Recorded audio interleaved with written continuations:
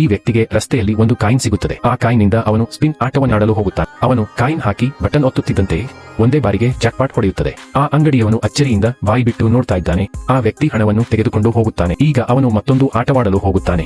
3 ಕಾರ್ಡ್ಗಳಲ್ಲಿ ರಾಣಿಯನ್ನು ಹುಡುಕಬೇಕಾಗಿ ಅವನು ಒಂದು ಕಾರ್ಡ್ ಮೇಲೆ ಹಣ ಇಡುತ್ತಾನೆ. ಆಟದವನು ಆ ಕಾರ್ಡ್ ತೆಗೆಯುತ್ತಾನೆ. ಅದು ರಾಣಿಯ ಕಾರ್ಡ್ ಆಗಿರುತ್ತದೆ. ಅವನಿಗೆ ಮೊದಲ ಬಾರಿಗೆ ಡಬಲ್ ಹಣ ಆಟದವನು ಮತ್ತೆ ಆಟವಾಡೋಣ ಅಂತ ಕೇಳುತ್ತಾನೆ. ಅವನು ಸಹ ಒಪ್ಪುತ್ತಾನೆ. ಅವನು ಕಾರ್ಡ್ಗಳನ್ನು ಮಿಕ್ಸ್ ಮಾಡುತ್ತಾನೆ. ಆ ವ್ಯಕ್ತಿ ಏಕಾಗ್ರತೆಯಿಂದ ನೋಡುತ್ತಾನೆ. ಆಟದವನು ಕಾರ್ಡ್ ಆಯ್ಕೆ ಮಾಡು ಅಂತ ಹೇಳುತ್ತಾನೆ. ಈ ಬಾರಿ ಅವನು ಕೊನೆಯ ಕಾರ್ಡ್ ಮೇಲೆ 500 ಹಾಕುತ್ತಾನೆ. ಆಟದವನು ತಡಕಾಡುತ್ತಾನೆ. ಈ ಬಾರಿಯೂ ಅದು ರಾಣಿಯ ಕಾರ್ಡ್ ಆಗಿರುತ್ತದೆ. ಆಟದವನು ಕೋಪಗೊಂಡಿದ್ದಾನೆ. ಆ ಕಾರಣದಿಂದ ಅವನು ಮತ್ತೆ ಚಾಲೆಂಜ್ ಕೊಡುತ್ತಾನೆ. ಆದರೆ ಈ ಬಾರಿ ವ್ಯಕ್ತಿ ಕಾರ್ಡ್ ಮಿಕ್ಸ್ ಆಗುತ್ತಿರುವಾಗ ನೋಡುತ್ತಿಲ್ಲ. ಮಿಕ್ಸ್ ಆದ ನಂತರ ಮಧ್ಯದ ಕಾರ್ಡ್ ತೆಗೆಯುತ್ತಾನೆ. ಈ ಬಾರಿಯೂ ರಾಣಿ ಬರುತ್ತದೆ. ಆಟದವನು ಬಿಸುಕಿನಿಂದ ಹಣ ಕೊಟ್ಟು ಅಲ್ಲಿಂದ ಓಡುತ್ತಾನೆ.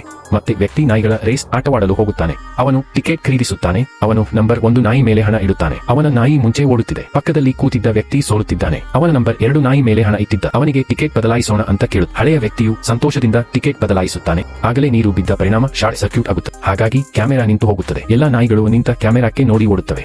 ಹಳೆಯ ವ್ಯಕ್ತಿಯ ನಾಯಿ ರೇಸ್ ಗೆದ್ದು ಬಿಡುತ್ತೆ. ಹಳೆಯ ವ್ಯಕ್ತಿ ಆಶ್ಚರ್ಯದಿಂದ ಅವನನ್ನು ನೋಡುತ್ತಾನೆ. ಈ ವ್ಯಕ್ತಿಯು ಆಶ್ಚರ್ಯಪಡುತ್ತಾನೆ. ಸೋಲಲು ಪ್ರಯತ್ನಿಸಿದಾಗಲೂ ಗೆದ್ದಿದ್ದಾನೆ. ಮರುದಿನ ಅವನು ವಿಮಾನದಲ್ಲಿ ಹೋಗಬೇಕಿತ್ತು. ಆದರೆ ಮತ್ತೆ ಅವನಿಗೆ ಲಾಟರಿ ಸಿಕ್ಕಿತು.